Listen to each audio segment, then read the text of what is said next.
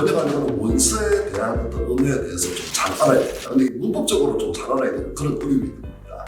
대표적으로 뭐냐면 이제 원고를 이게 어떤 문제에 대해 가지고 번역 원고를 검토해달라는 요청을 받는 경우도 있습니다. 예를 들어 이 원고 번역한 역자 어떤 것 같아요? 라고 딱 보면 제가 이제 딱 주의 깊게 보는 게 뭐냐면 좀 복잡한 문장들, 공문인데 여러 가지가 꼬여 있고 하는 경우 만약 문법을 잘 모르면 그게 오역이 일어납니다. 반드시 꼬입니다. 말이.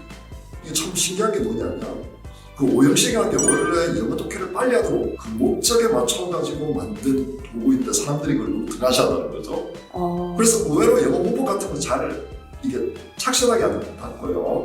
번역을 하면 짧은 문장은 괜찮은데요. 조금만 길어지게 되면 좀 어려움을 한번 겪으실 겁니다. 그다음 두 번째는 뭐냐면 이제 한국어 공부입니다. 이게 그냥 단순히 1대1로 단어를 매핑시키는 게 아니고요. 한국어 고유의 특성들이 있는 겁니다. 그렇기 때문에 특성들을 잘 모르시면 번역하면 좀 이상해요. 편집자가 뒤에서 대단히 많은 일을 하거든요. 그런데 이제 두 가지입니다. 하나는 뭐냐면 편집자가 내가 그냥 아주 날것으로 된 거를 처음부터 다 뒤집어 엎기는 굉장히 불가능합니다. 원판 분류의 법칙이 있는 겁니다. 그렇기 때문에 이제 이 원판이 좋아야 되는데요. 그러려면 이제 어떤 문장이라든지 어휘 같은 것들이 좀 튼튼해야 되고요. 두 번째로 뭐냐면 그게 약간 더 편집자가 그게 업이기 때문에 확실히 역자보다 잘한단 말이에요. 그럼 그걸 더 잘할 수 있도록 어떻게 유도를 하느냐 이게 굉장히 이제 중요한데요. 저는 그 키를 어떻게 보면 역자가 또 쥐고 있어요. 그래서 그 부분도 약간 관심사를 가지시면 좋지 않을까. 그 다음에 이제 제일 중요한 거는 마지막으로요. 내가 지금 번역하려고 하는 분야의 전문 지식, 도메인 지식이라고 부르나요? 그게 중요합니다. 이게 왜 그러냐면요. 오역이 좀 생길 가능성이 있는 겁니다. 단순히 그냥 단어가 나의 도메인에서 쓰는 단어 뜻하고 일반적으로 쓰는 도메인에서 쓰는 단어 뜻하고 양쪽이 차이가 나는데요. 이 미묘한 차이 때문에 정반대로 번역이 되거나 아니면 이해하기 좀 어렵도록. 그러니까 말은 되는데요. 읽어보면 말은 돼요. 그런데 원래 저자의 의도에서 벗어나는 그런 식으로 이제 번역되는 케이스들이 있어가지고 확실하게 이제 그 분야에 대해 가지고는 좀 이해도가 있어야 됩니다. 몇 가지 이제 방법이 있는데요. 일단 나의 포트폴리오 자체를 잘 만든다. 예를 들어 내가 역자가 되고 싶다라고 해가지고 그거를 이제 어떻게 보면 여러 창고가 있잖아요. 출판사마다. 한미대 같은 경우도 이제 역자가 되고 싶어요라는 어떤 그런 게시판이라든지 이메일로 항상 모든 출판사는 역자를 구하는 데 다 혈안이 돼 있다는 걸 여러분들 알고 계셔야 됩니다. 언제나.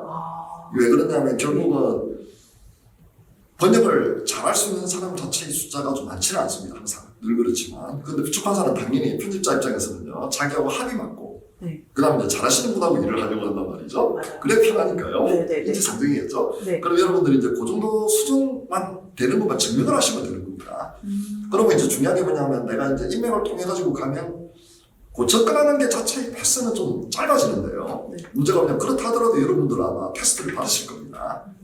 챕터 하나에서 몇 개 정도를 번역해 주세요. 또는 이제 기존에 번역한 게 어떤 게 있으세요? 나는 어떤 질문을 받았을 때 그게 대응해가지고 여러분들이 어떤 식으로 잘할 수 있는지를 스스로 증명을 할 수 있는 그런 실력을 보여줄 수 있어야 됩니다. 기존에 이제 역자들하고 친해지는 것도 방법입니다. 예를 들어 이제 베타리더를 하거나 베타리더 같은 경우는 이제 제가 아마 국내에서 처음 도입했을 겁니다. 조회로 소프트웨어 하면서 제 지인들 통해가지고 먼저 읽어보게 했거든요. 기존에 그런 게 없었어요. 근데 이제 베타 소프트웨어 방식으로 이제 하는데 아주 효과가 뭐 높지는 않지만 그래도 이제 좋은 게 뭐냐면 그게 이제 인맥 풀 같은 게 형성된단 말이에요. 왜냐하면 거기에 참여하신 분들은 번역에 관심 있는 분들이 가능성이 높아요. 그러면 이제 거기서 이제 약간 여러 가지 도움을 주다 보면 이제 역자들한테도 들어오고 그러면 이제 번역하고 싶으면 역자 통해가지고 이제 출판사 쪽 얘기하고 훨씬 확률이 높아지겠죠. 그러니까 여러분들이 어떤 활동을 하셔야 되는 겁니다.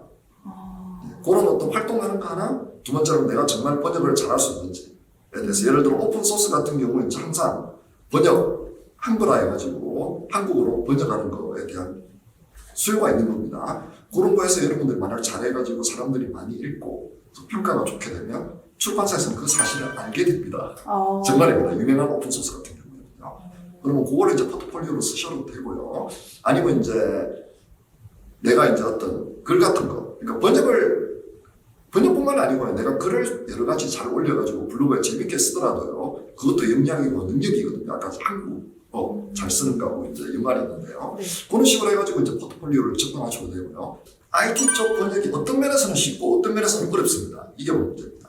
이게 왜 그러냐면 저도 이제 약간 인문적으로 이제 IT 서적이 모두 다 소스 코드 있고 그 다음에 이제 여러 가지 개념 설명하고 프로그램 언어하고 이런 게 아닌 책들도 있습니다, 분명히요. 네네. 제가 이제 번역한 책 중에 가장 난이도가 높았던 책을 제가 딱 하나, 시간도 꽤 오래 걸렸고요. 네. 그 다음 정말로 이거 힘들었는데요. 이제 스티브 레비의 해커스. 하민밀에서 나왔죠? 네. 해커스에서 이제 해커스 토익에 가려가지고요. 검색이 안 돼서, 이 판매도 좀 어려웠던 그런 기억도 네. 많은데요. 나중에 책, 이제 제목을 한번 바꿔가지고 새로 나왔죠. 네네네. 그 책 번역이 진짜 어렵습니다. 우선 이제 어떤 어려움이 좀 있었냐면요. 과거의 문화에 대한 이해도가 있어야 되는 겁니다. 1960년대부터 이제 80년대 말까지에 대한 얘기들. 물론 이제 20주년 기념판에서는 뒤쪽 얘기가 나오긴 합니다만요. 이제 분량이 그렇게 많지는 않기 때문에. 자, 그 당시 문화를 이해하지 않으면 번역하는 게 굉장히 까다롭다는 겁니다. 예를 들어, 우리 일반적인 IT 같은 경우에는요. 내가 상대할 거는 테크놀로지에 대한 이해도, 그리고 그 이해를 이용해가지고 이제 그걸 독자들한테 알려줄 수 있는 방식으로 이제 서술하는 그런 게 되는데요. 인문학 같은 경우에는 일반적인 도메인 지식 더하기, 그다음 그 맥락에 대해서 이해를 해야 되는 게 좀 어려운 게 있습니다. 그렇기 때문에 이제 인문 쪽이 제 생각에는 조금 더 어려운 게 있는데요. 대신에 이제 기술 쪽이 그렇다고 무조건 쉬운 건 아닙니다. 기술 쪽 제가 어려운 예를 딱 들어드릴게요. 네. 예를 들어 소스 코드 같은 거를 이제 번역을 중간중간에 이제 하게 되는데요. 이게 문제는 뭐냐면 역자가 어느 정도 이 소스 코드를 실행해보고 이걸 동작하는 거기에 대해 가지고 약간의 책임감을 가지셔야 됩니다. 무슨 얘기는 프로그램 짤 수 있어야 된다는 얘기입니다.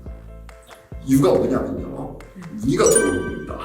편집자나 이제 독자들이 문의가 들어오는데 이게 안 되는데 이거 어떻게 된 겁니까? 그럼 이제 제가 이제 판단해야 되는 겁니다. 1번, 내가 뭔가를 잘못해가지고 놓친 게 있나? 2번, 원래 저서가 문제가 있는 건가? 3번, 이 독자의 환경이 문제가 있는 것인가? 에 대해서 이제 트러블 스틱을 해야 될 때가 있는 겁니다, 분명히. 그래서 이제 거기에 대해 가지고 여러분들이 내가 알고 있는 전문 지식을 녹여내야 되는 그런 난이도가 있기 때문에 또 인문학으로 다른 난이도가 있는 겁니다. 각자의 어떤 영역에서 다 하다 보면 나름대로의 고민 그리고 어려움이 이제 있는 건데 그게 다를 뿐입니다.